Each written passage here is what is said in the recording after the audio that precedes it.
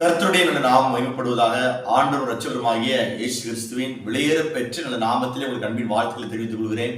இந்த நல்ல நாளிலும் கூட ஆண்டவர் உங்களோட பேசுவாராக, உங்களுக்கு வேண்டிய நல்ல வார்த்தைகளை கொடுப்பாராக. நான் உங்களுக்காக வசனத்தை வாசிக்கிறேன். ஆதியாகமத்தின் புஸ்தகம் 31ஆம் அதிகாரம் 40வது வசனம்.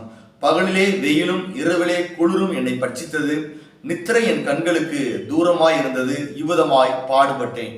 இந்த நல்ல நாளில் கூட ஒரு மேய்ப்பனின் குணதிசயத்தை நாம் தியானிக்க போகிறோம்.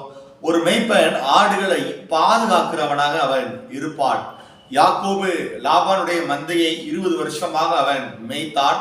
அவன் லாபானிடத்திலே சொல்லுகிறான், பகலிலே வெயிலும் இரவிலே குளிரும் என்னை பட்சித்தது, நித்திரை என் கண்களுக்கு தூரமாய் இருந்தது, இவ்விதமாய் பாடுபட்டேன் என்று சொல்லி யாக்கோபு லாபானிடத்திலே சொல்லுகிறான்.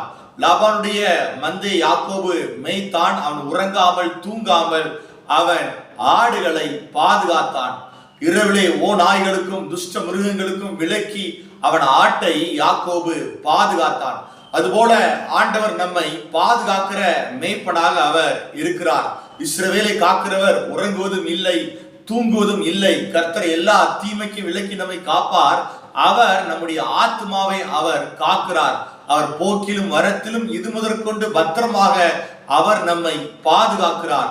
வேடனுடைய கண்ணிக்கும் பாழாக்கும் கொள்ளை நோய்களுக்கும் அவர் விலக்கி நம்மை பாதுகாக்கிற ஒரு தெய்வமாக ஆண்டவர் இருக்கிறார். ஆண்டவராகிய இயேசு நமக்கு நல்ல மேய்ப்பனா இருந்து அவர் நம்மை பாதுகாக்கிறார். நல்ல மேய்ப்பன் தன் ஆடுகளுக்காக ஜீவனை கொடுக்கிறார். மேய்ப்பனாய் இராதவன் ஆடுகள் தமக்கு சொந்தமாய் இராதபடியினாலே, அவன் கூலிக்காக வேலை செய்கிறபடினாலே ஓநாய்கள் வரும்போது ஆடுகளை விட்டு அவன் ஓடி போகிறான்.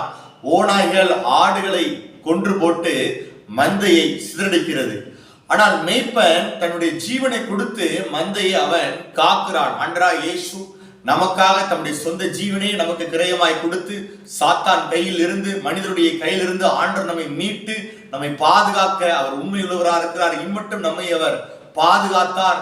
இனிமேலும் அவர் நம்மை பாதுகாக்க அவர் உண்மையுள்ளவராக இருக்கிறார்.